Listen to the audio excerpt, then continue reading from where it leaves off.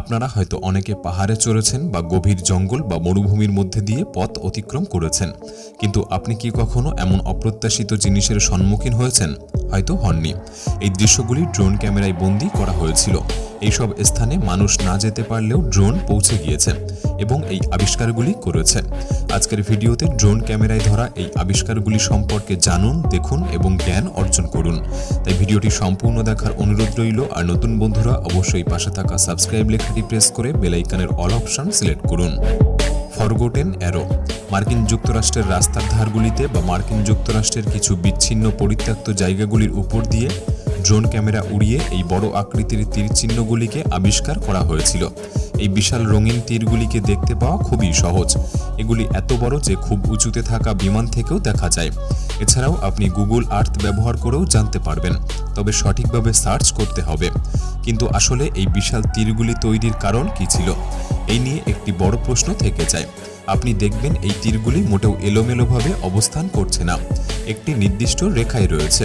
এর কারণ খুঁজতে হলে বিমান চলাচলের ইতিহাসে যেতে হবে, যখন আমাদের কাছে রেডিও সংযোগ, জিপিএস টেকনোলজি ছিল না। তাই মার্কিন ডাক পরিষেবা প্রথম বিশ্বযুদ্ধের পর এই দুর্দান্ত পদ্ধতিটি চালু করে। তারা পুরনো সেনাবাহিনীর বিমান ব্যবহার করে দেশব্যাপী মেইল পাঠাতেন।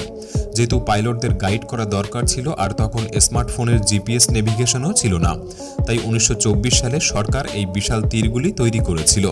প্রায় 10 মাইল অন্তর এয়ারমেল র্যাম্পগুলিতে একটি উজ্জ্বল হলুদ তীর স্থাপন করা হয়। প্রতিটি তীরের সাথে একটি ঘূর্ণয়মান আলোসহ 50 ফুট টাওয়ার ছিল। পাইলট 10 মাইল উপর থেকেও এই গাইডিং লাইটগুলিকে দেখতে পেতেন। এরপর দ্বিতীয় বিশ্বযুদ্ধের শুরুতে রেডিও টেকনোলজির আবিষ্কার এই তীরগুলিকে অব্যবহারযোগ্য করে তোলে এবং টেকনোলজির উন্নতি ধীরে ধীরে এই তীরগুলিকে রাস্তার ধারে পরিত্যক্ত করে তোলে।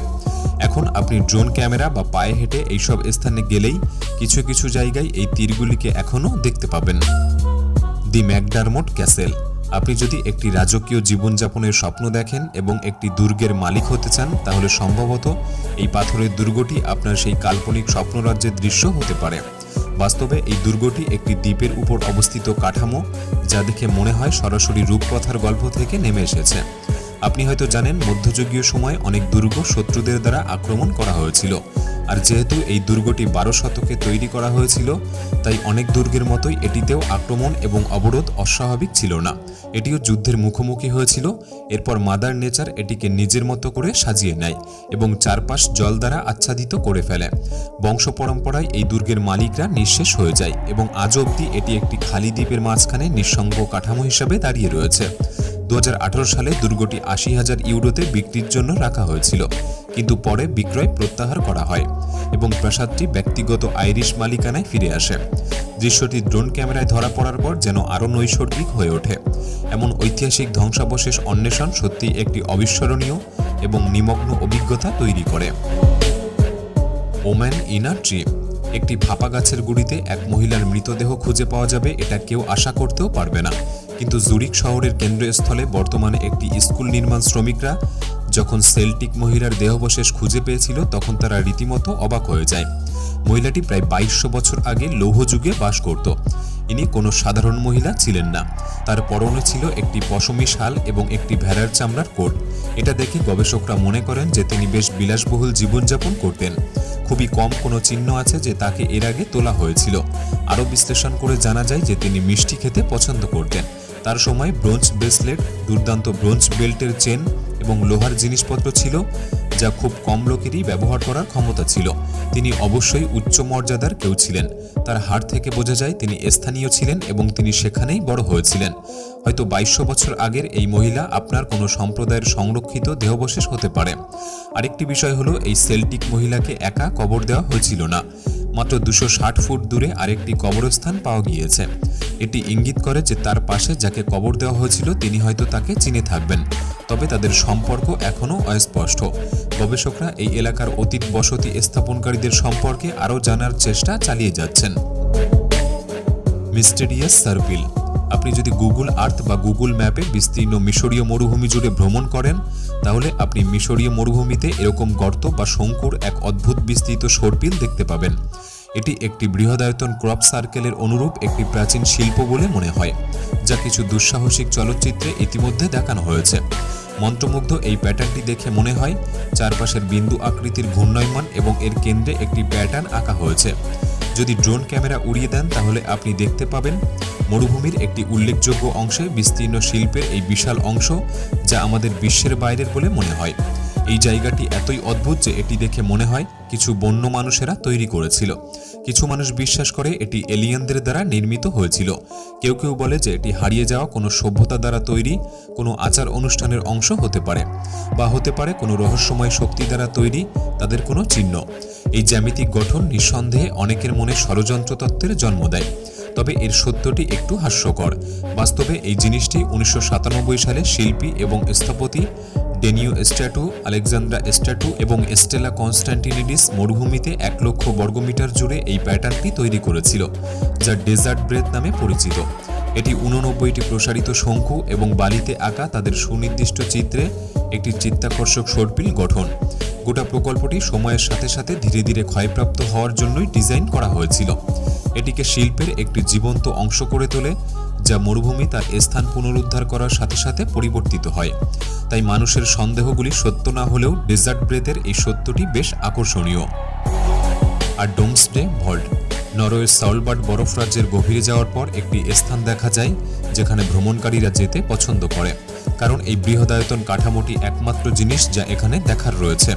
আপনার মনে হতে পারে এটি একটি গোপন ঘাঁটি বা একটি শিল্প ইনস্টলেশন বা সম্ভবত একটি টাউন হাউসের বিলিয়নিয়ারদের অদ্ভুত বাড়ি।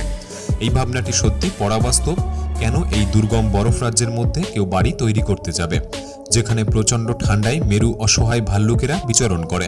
কিন্তু সব ভাবনা অতিক্রম করে এই স্থানটি আসলে একটি বৈজ্ঞানিক কল্পকাহিনীর উপন্যাস, যার নাম দি ডুমসডে ভল্ট রাখা হয়েছে। বিশ্বাস করুন, নামের মতোই জায়গাটি অতি গুরুত্বপূর্ণ। একে বলা হয় সলবার্ড গ্লোবাল সিড ভল্ট। এটি কৃষি বিপর্যয়ের শেষ আশাও বলতে পারেন। হ্যাঁ, পৃথিবীকে রক্ষা করতে পারে এই জায়গাটি। এই মরিচাধরা দুর্গে সোনা বা মূল্যবান রত্ন নেই, তবে এখানে কোটি কোটি বীজের ভাণ্ডার রয়েছে। এই বীজগুলি কার্যত বিশ্বের প্রতিটি কোণ থেকে সংগ্রহ করা হয়। এই ভল্টের কারণ মূলত গোটা পৃথিবীর উদ্ভিদ যদি কোনোদিন কোনো কারণে নষ্ট হয়ে যায়, এই বীজ ব্যাংক সেই চাহিদা পূরণ করতে পারবে। তাই এই হিমশীতল স্থানে বীজ ব্যাংকের অবস্থান। কিন্তু কেন এমন দুর্গম, উঁচু এবং বরফে এর অবস্থান?